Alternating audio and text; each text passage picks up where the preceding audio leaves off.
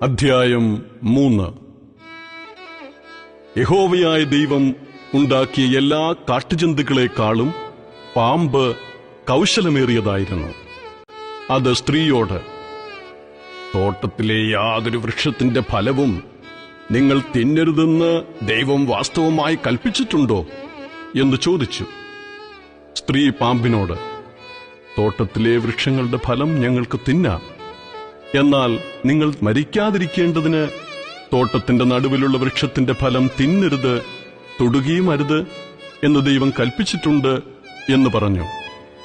പാമ്പ് സ്ത്രീയോട്, നിങ്ങൾ മരിക്കയില്ല നിശ്ചയം. അത് തിന്നുന്ന നാളിൽ നിങ്ങളുടെ കണ്ണു തുറക്കുകയും നിങ്ങൾ നന്മ തിന്മകളെ അറിയുന്നവരായി ദൈവത്തെ പോലെ ആകുകയും ചെയ്യും എന്ന് ദൈവം അറിയുന്നു എന്ന് പറഞ്ഞു. ആ വൃക്ഷഫലം തിന്മാൻ നല്ലതും കാൺമാൻ ഭംഗിയുള്ളതും ജ്ഞാനം പ്രാപിപ്പാൻ കാമ്യവും എന്ന് സ്ത്രീ കണ്ടു. ഫലം പറിച്ചു തിന്ന് ഭർത്താവിനും കൊടുത്തു. അവനും തിന്നു. ഉടനെ ഇരുവരുടെയും കണ്ണു തുറന്ന് തങ്ങൾ നഗ്നരെന്ന് അറിഞ്ഞു. അത്തിയില കൂട്ടിത്തുന്നി തങ്ങൾ കരയാടയുണ്ടാക്കി. വെയിലാറിയപ്പോൾ യഹോവയായ ദൈവം തോട്ടത്തിൽ നടക്കുന്ന ഒച്ച അവർ കേട്ടു. മനുഷ്യനും ഭാര്യയും യഹോവയായ ദൈവം തങ്ങളെ കാണാതിരിപ്പാൻ തോട്ടത്തിലെ വൃക്ഷങ്ങളുടെ ഇടയിൽ ഒളിച്ചു.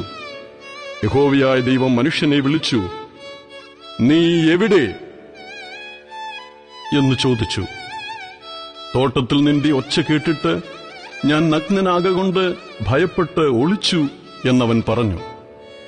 നീ നഗ്നനെന്ന് നിന്നോടാർ പറഞ്ഞു? തിന്നരുതെന്ന് ഞാൻ നിന്നോട് കൽപ്പിച്ച വൃക്ഷഫലം നീ തിന്നുവോ എന്നവൻ ചോദിച്ചു. അതിന് മനുഷ്യൻ, എന്നോട് കൂടെ ഇരിപ്പാൻ നീ തന്നിട്ടുള്ള സ്ത്രീ വൃക്ഷഫലം തന്നു, ഞാൻ തിന്നുകയും ചെയ്തു എന്ന് പറഞ്ഞു.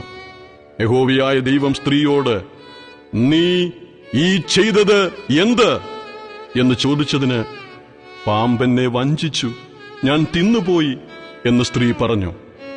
യഹോവയായ ദൈവം പാമ്പിനോട് കൽപ്പിച്ചത്, നീ ഇത് ചെയ്യുക കൊണ്ട് എല്ലാ കന്നുകാലികളിലും എല്ലാ കാട്ടുമൃഗങ്ങളിലും വെച്ച് നീ ശപിക്കപ്പെട്ടിരിക്കുന്നു.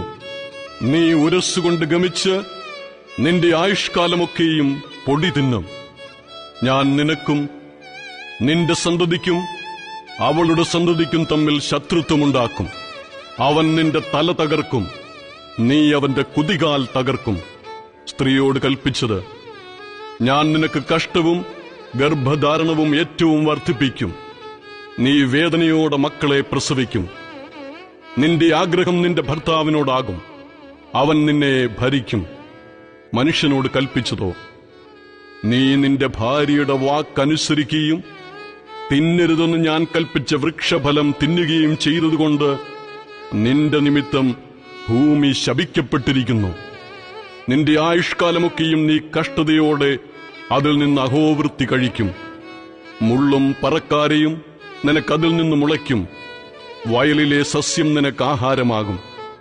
നിലത്തുനിന്ന് നിന്നെ എടുത്തിരിക്കുന്നു, അതിൽ നീ തിരികെ ചേരുവോളം മുഖത്തെ വിയർപ്പോടെ നീ ഉപജീവനം കഴിക്കും. നീ പൊടിയാകുന്നു, പൊടിയിൽ തിരികെ ചേരും. മനുഷ്യൻ തന്റെ ഭാര്യയ്ക്ക് ഹൗവ എന്ന് പേരിട്ടു. അവൾ ജീവനുള്ളവർക്കെല്ലാം മാതാവല്ലോ. യഹോവയായ ദൈവം ആദാമിനും അവന്റെ ഭാര്യയ്ക്കും തോൽ കൊണ്ട് ഉടുപ്പുണ്ടാക്കി അവരെ ഉടുപ്പിച്ചു. യഹോവയായ ദൈവം മനുഷ്യൻ നന്മ തിന്മകളെ അറിവാൻ തക്കവണ്ണം നമ്മിൽ ഒരുത്തനെ പോലെ ആയിത്തീർന്നിരിക്കുന്നു.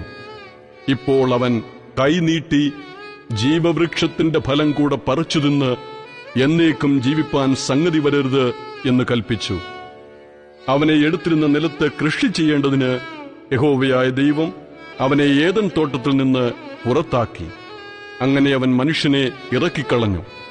ജീവന്റെ വൃക്ഷത്തിങ്കിലേക്കുള്ള വഴി കാപ്പാൻ അവൻ ഏദൻ തോട്ടത്തിന് കിഴക്ക് കെരൂബുകളെ തിരിഞ്ഞുകൊണ്ടിരിക്കുന്ന വാളിന്റെ ജ്വാലയുമായി നിർത്തി.